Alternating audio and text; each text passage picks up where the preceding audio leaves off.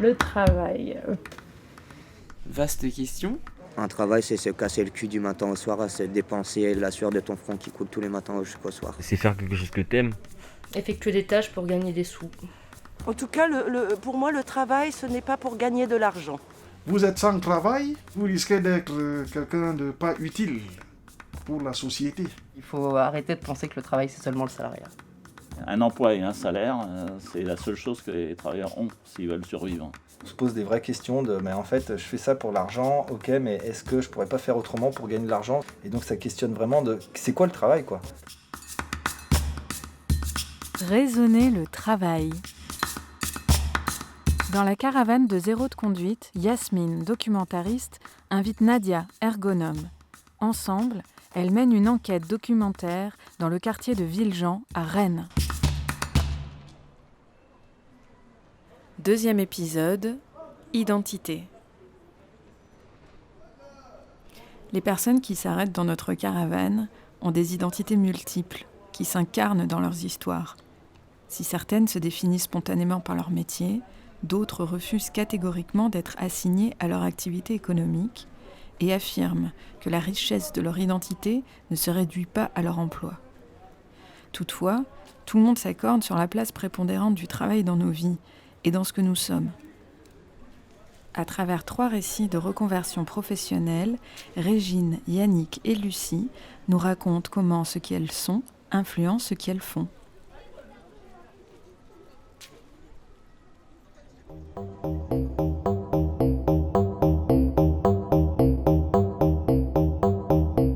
Je suis née en République centrafricaine, à Bégua, RCA.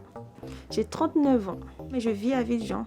Je fais plusieurs choses en même temps, mais plus militante, associative. Donc je fais beaucoup de choses, donc c'est compliqué à dire exactement ce que je fais.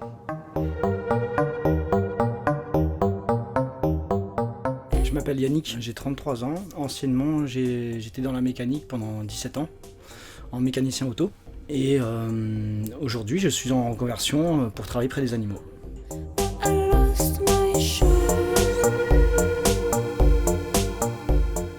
J'ai 29 ans. Je suis née à Châtellerault, à côté de Poitiers. Aujourd'hui, j'habite à Rennes, dans le quartier Patton.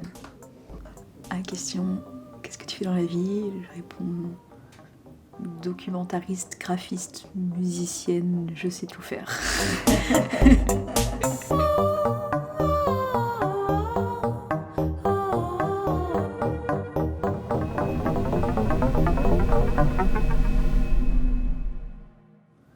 Le travail dans nos sociétés est vu comme une nécessité absolue, c'est il faut bien passer par là. Gagner sa vie, ça veut dire faire un effort qui ne sera pas très agréable, mais à la fin tu seras récompensé.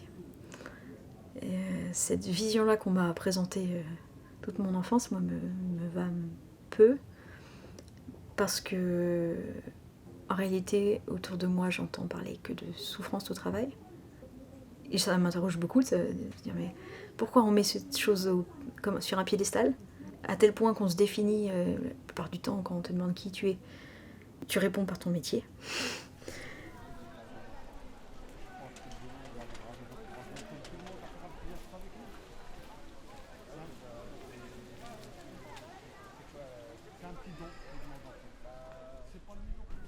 Pour l'instant, j'anime le cours de couture, je suis styliste dans une association sur Villejean, Mosaïque Bretagne. J'ai toujours voulu faire cela, mais après c'est un métier qui n'est pas très valorisé là où je viens, en Centrafrique. Mon papa voulait que je fasse des études. Après, une fois arrivée en France, c'est compliqué. J'ai quand même le diplôme d'état d'aide-soignante. J'ai travaillé dans la région parisienne un tout petit peu. Et je suis revenue sur Rennes suite à des problèmes de santé, une crise post-traumatique de guerre, donc reconnue. Puis j'ai rencontré un psychiatre qui m'avait expliqué que ça arrivait aux gens qui ont vécu des situations de guerre, des viols et des agressions. Et la médecine du travail que j'avais rencontrée, qui trouvait que j'étais fragile, parce qu'en ce moment-là, j'étais tout le temps dans les émotions, pour oui et non, je pleurais pour tout. Et donc, le médecin avait estimé que je ne pouvais pas exercer en ce moment-là. Donc, j'avais eu un licenciement pour santé.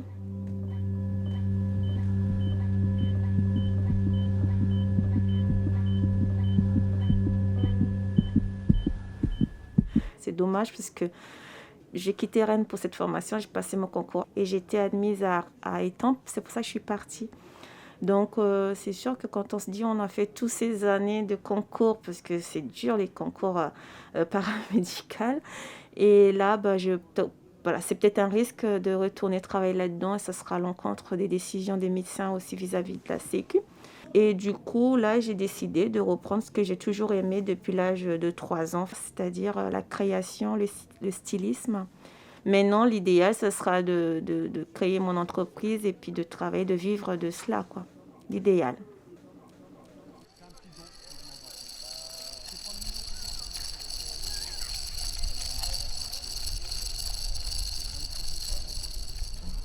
Bon, le travail, c'est tout. C'est beaucoup de choses parce que ça permet de rester actif, d'être en bonne santé aussi, de découvrir des choses tous les jours.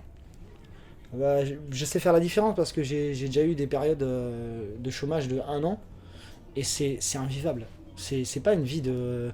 C'est important d'avoir une activité tous les jours, répétée, d'avoir des règles de vie, tout ça, parce que quand on est hors de ce système, quand on est hors de l'emploi, tout ça, eh ben on n'a plus d'habitude, on mange plus aux mêmes heures, on rencontre des gens, tout ça, ouais, au début c'est bien, mais au bout d'un moment, les gens, eux, reprennent leur vie et ils sont pas forcément là pour vous. Et c'est très important de savoir, d'avoir un métier ou de s'ouvrir l'esprit, quoi, parce que rester chez soi devant des jeux vidéo ou devant des amis autour d'un verre ou d'un jeu de foot, non, c'est pas bénéfique pour soi-même. C'est ouais, le travail, c'est très important, quoi.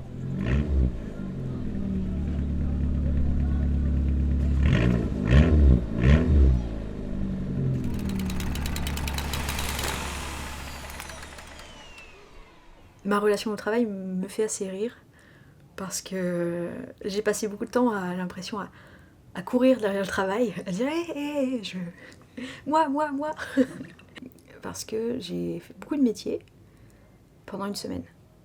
C'est arrivé très souvent que je ne dépasse pas la première semaine d'essai. Et après ça, tu sais, tu tombes de cheval et tu veux recommencer quand même. Et quoi qu'il arrive, tu te refais virer.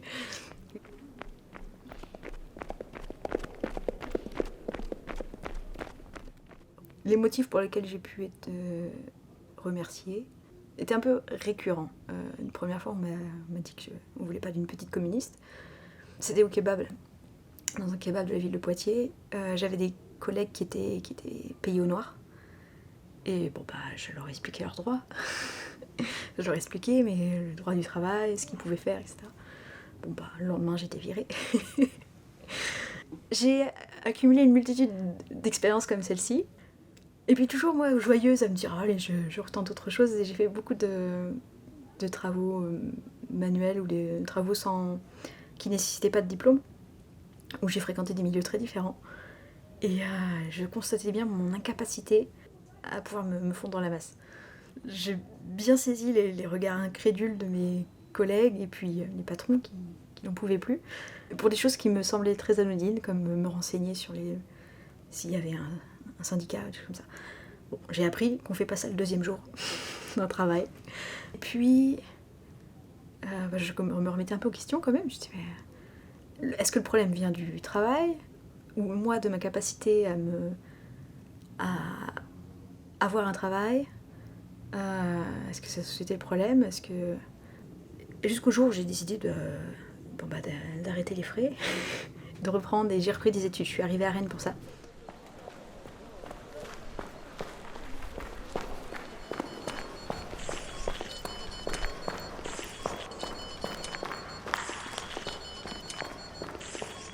Quand on faisait des tournées des personnes malades, parce que moi je travaillais aux soins infirmiers à domicile à Corbeil, et il fallait faire la transmission. Et je voyais bien d'autres collègues quand ils racontaient leurs histoires. Quand lui faisait ses transmissions, tout le monde était attentionné, c'était bien. Mais ça m'est arrivé une fois, dès que j'ai commencé pour moi, là, je voyais que tous les autres ils regardaient ailleurs. Et je sentais bien le truc où elle va se tromper, qu'est-ce qu'elle va dire, ou non mais Régine, laisse, c'est déjà noté dans le cahier, ils vont lire après. Et je disais, mais pourquoi lui, il a parlé, personne n'a rien dit, pourquoi quand c'est moi et on ne m'écoute pas, on me dit que c'est déjà écrit dans le cahier, ou d'autres collègues passaient derrière déjà pour écrire à ma place ce que j'avais dit pour faire attention aux fautes d'orthographe, par exemple. C'est très humiliant, je trouve. C'est très humiliant, alors que je fais le même job. Puis il y avait même des médecins aussi eux, ils arrivaient à mal écrire, puisque du coup, il fallait écrire vite. Et on n'avait pas le droit de parler non plus. Donc, du coup, voilà, j'étais arrivée à un stade où, comme c'est comme ça, quand j'arrive, je dis à la cadre, écoute, aujourd'hui, j'ai fait ça. Et puis, elle note, et puis c'est tout. Même dans les réunions, dans tout, quand il y a un homme qui parle, tout le monde le regarde, il y a l'attention. Dès que c'est une femme, on commence à se poser des questions. Est-ce qu'elle a bien réfléchi? Qu'est-ce qu'elle va dire? Et justement, c'est pour ça que si j'ai créé le collectif Kouné, c'est pour casser cette regard en disant qu'on peut dire les choses à notre manière, on fait très bien. Après, c'est sûr que oui, on n'est pas toutes des universitaires, mais on apporte énormément aussi. Donc moi, je supporte plus de ce regard de dire mais qu'est-ce qu'elle va dire? Elle parle mal. Non, c'est la bonne question, ça sera est-ce qu'elle fait bien? C'est tout. Pour moi, ce sera ça.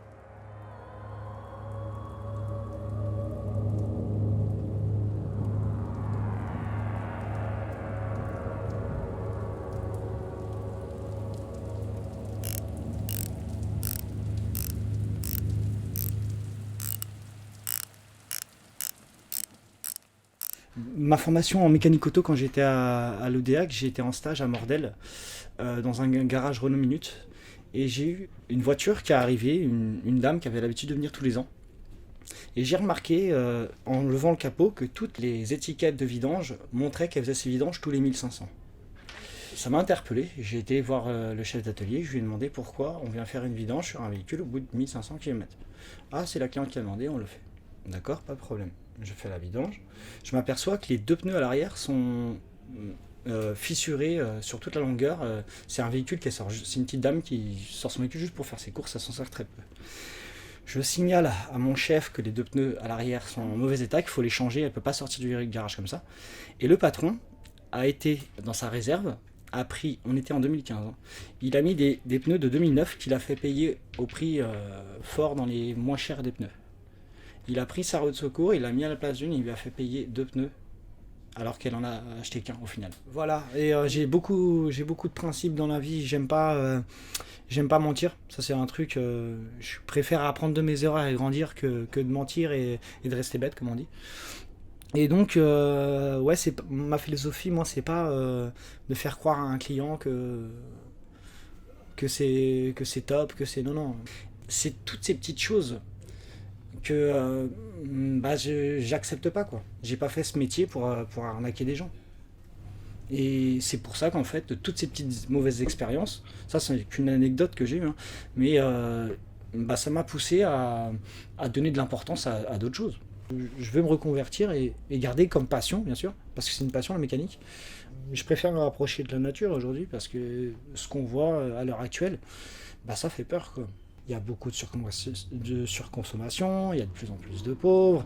J'ai pas envie d'alimenter un système qui fait en sorte que les plus riches toujours s'en sortent et que les plus pauvres deviennent plus pauvres. Et moi, j'ai envie de m'écarter de ça et donner de l'importance à des animaux, à des gens qui ont besoin d'aide, ou même faire auxiliaire de vie, comme ma mère. Avant, elle était chauffeur poids lourd.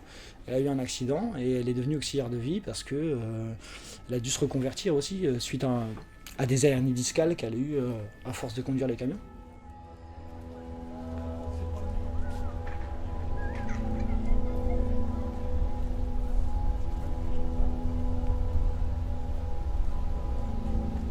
Ma mère était institutrice, donc l'éducation nationale, le même métier pendant toute sa carrière, et une vie bien rangée.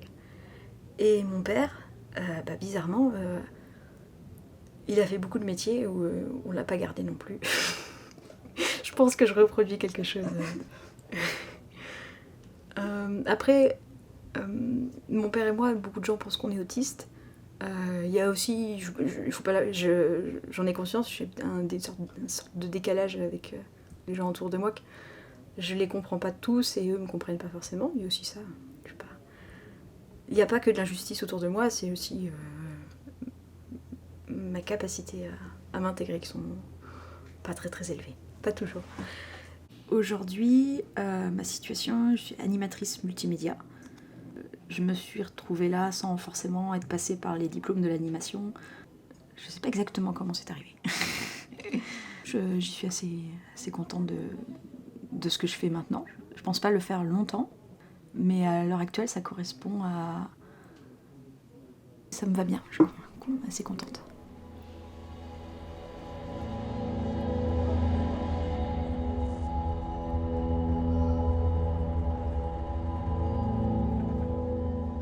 Comment la complexité de nos identités peut-elle se faire une place dans des organisations du travail tissées d'objectifs, de règles, d'attendus extérieurs à nous ? Nous avons toutes et tous une histoire particulière qui participe à une façon d'être, de voir le monde et à construire nos valeurs. Nous cherchons à ce que ces valeurs s'incarnent dans ce que nous faisons, au risque qu'elles entrent en conflit avec celles des collègues ou de l'organisation du travail. Comment la richesse et la diversité de nos identités peut s'exprimer pour agir ensemble ? Et si agir ensemble était aussi l'occasion de réinventer son identité ?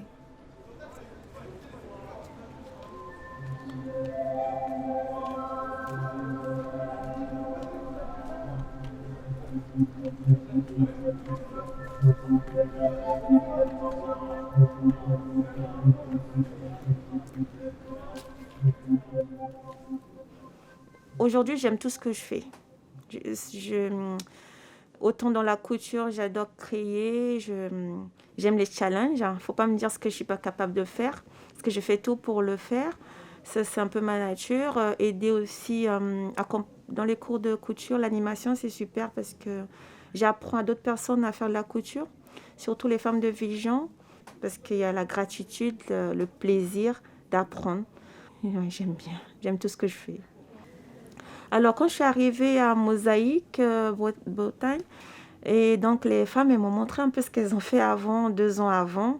Donc, voilà, travailler un peu avec le patron. Moi, je travaille sans patron, entre deux. Je suis un peu féministe aussi. J'ai toujours appris sans. C'est une chance aussi, je pense. Et donc, moi, dès que je suis arrivée, au bout de 3 mois, la plupart des femmes qui venaient là, elles ont confectionné des robes, elles ont fait des choses. En fait, moi, je leur demandais de venir avec un de leurs modèles et on plaçait directement sur le tissu puis on fait la coupe. Donc, en fait, quand elles arrivent à 14h, à 16h, c'est sûr qu'elles repartaient avec un tenue presque fini. Et ça, c'était super parce que là, elles m'ont dit « Oh, t'es la meilleure !» Puis j'ai appris aussi que je suis capable d'apporter, de former et puis la patience aussi. Ça, je ne savais pas comment le faire, donc oui. C'était un moment qui m'a marqué et puis depuis ce jour, j'en ai fait un petit peu la promesse de jamais laisser tomber ce projet, peu importe, même si j'en vis pas encore, mais je continue quand même. Mais j'aimerais bien vivre de ce métier. C'est joli ce que vous faites. Bon courage, ce que vous faites. Oui, à bientôt aussi. Moi aussi.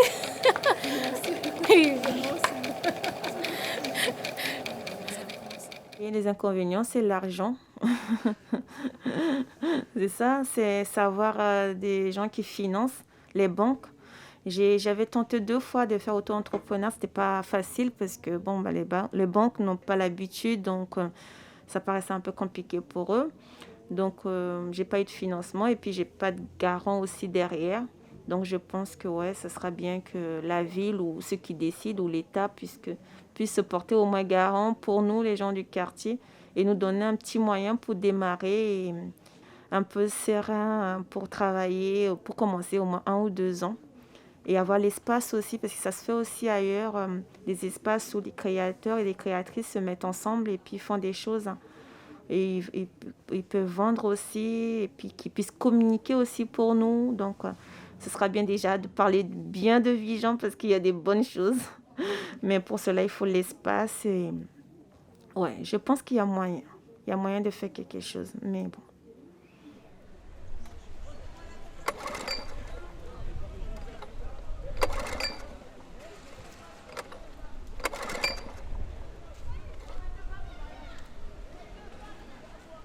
Alors mon choix de reconversion professionnelle s'est fait suite un peu au dégoût de toujours pratiquer de l'échange standard sur des pièces, sur des véhicules.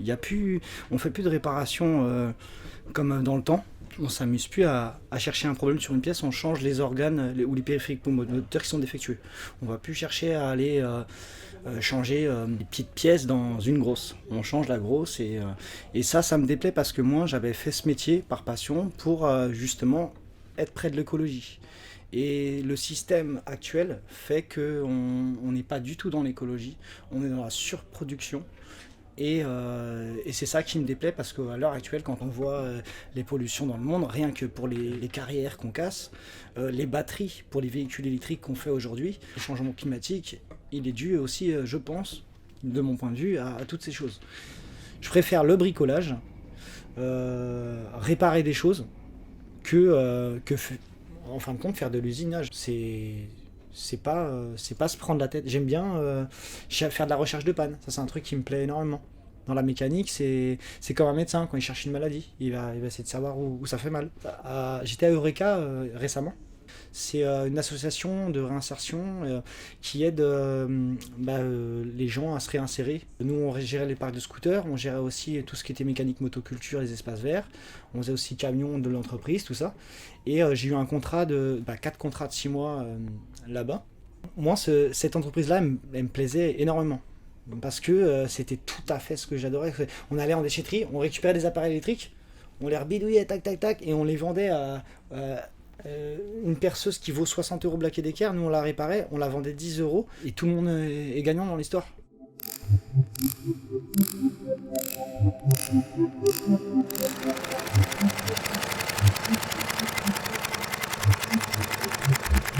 Moi, je viens de l'Afrique et je pense que l'empowerment, c'est nous, quoi.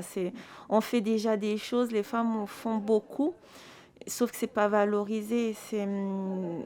C'est le quotidien, il y a le survie, et puis moi-même, j'ai 3 enfants, donc je me pose pas de questions. C'est que je dois trouver des solutions tous les jours pour qu'on puisse passer une bonne journée, même une bonne nuit, c'est pour dire. Donc, les femmes, elles apportent déjà dans la vie, et travailler, ça sera encore plus parce que y a c'est une nature aussi de faire bien et mieux. Mais après, maintenant, c'est de nous donner de la place pour qu'on puisse faire, et n'empêche, on peut faire les deux, quoi. Parce que, sauf si on valorise maintenant une femme qui reste à la maison, qui fait tout et qu'on le paye, ça sera encore le jackpot, hein. Parce qu'elles le font déjà sans être payées, donc...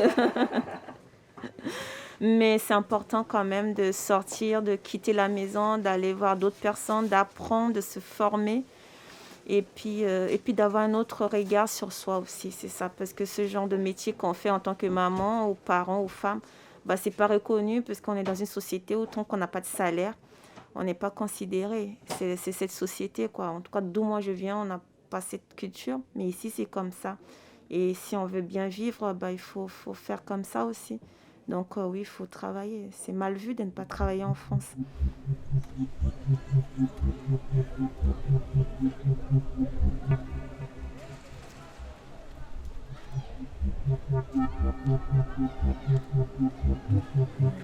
Souvent, on peut penser qu'un travail peut changer une personne, et quand on dit ça, c'est peut-être négatif. Et là, cette fois-ci, ce travail m'a transformée dans de très bonnes directions. Voilà. On m'a façonnée. Alors, j'étais pas salariée, mais j'ai travaillé à Emmaüs pendant 8 mois. Et c'est sûrement le plus beau travail que j'ai fait. En fait, on avait passé un deal d'échange réciproque de savoir. En matinée, un premier compagnon m'apprenait à réparer une télévision. L'après-midi, je lui apprenais à jouer au piano. Le lendemain, je passais à l'atelier de couture. On apprenait à réparer une machine à laver ou une machine à coudre ou à faire quelques points. Et moi, en échange, je pouvais leur donner un cours de français. Et comme ceci, j'ai appris plein de choses. Du jardinage, de la mécanique, de l'électronique. Et en échange, j'ai donné des cours de dessin, des cours de musique, des cours de solfège, des cours de français, ou juste des ateliers de discussion, des mini-ateliers philo. Et c'était d'égal à égal, c'était assez beau. oh, je me sens utile dans ce travail, c'est peut-être même un stéréotype.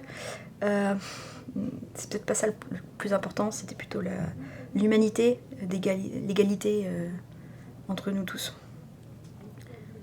Entre des personnes un peu abîmées là par la vie, qui sans diplôme, mais qui pensaient ne rien connaître, puis en fait, dès qu'on grattait un peu, c'était des sources, forcément, sur toute une vie, t'accumules des connaissances. D'autres personnes très diplômées qui avaient fait des burn-out et qui avaient envie de mener des travaux manuels. On avait tous des horizons différents et des bagages culturels différents et le salaire était le même pour tout le monde. Ça, c'était beau.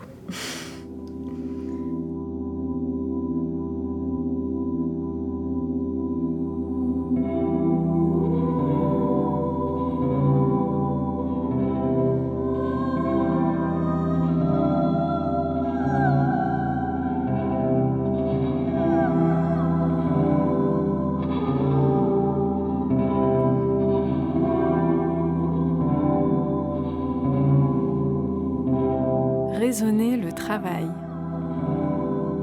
Une production Zéro de conduite 2020-2022.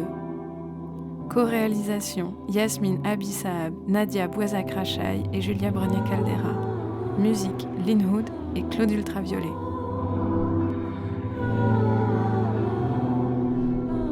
Nous remercions de tout cœur Régine, Yannick et Lucie, ainsi que toutes celles et ceux qui ont pris le temps d'échanger avec nous et qui nous ont accordé leur confiance.